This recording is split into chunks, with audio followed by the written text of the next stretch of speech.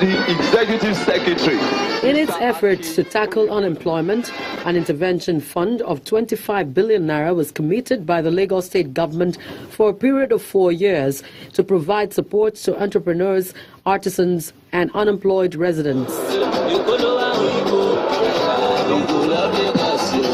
Today, 705 individuals and enterprises are presented with checks of various amounts of money, ranging from 50,000 to 5 million naira, totaling about 1 billion naira. This is in support of their businesses.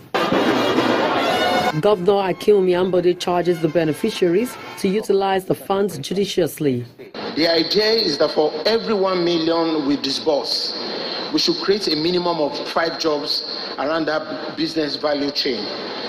Beneficiaries attest to the credibility of the process. When it actually started, I didn't know. I thought it was a fluke. But here we are today at the groundbreaking ceremony, receiving a handshake from the governor and also the alert that comes with it. I was given 2 million naira. I've been into the business for over 5 years now. I've been doing it.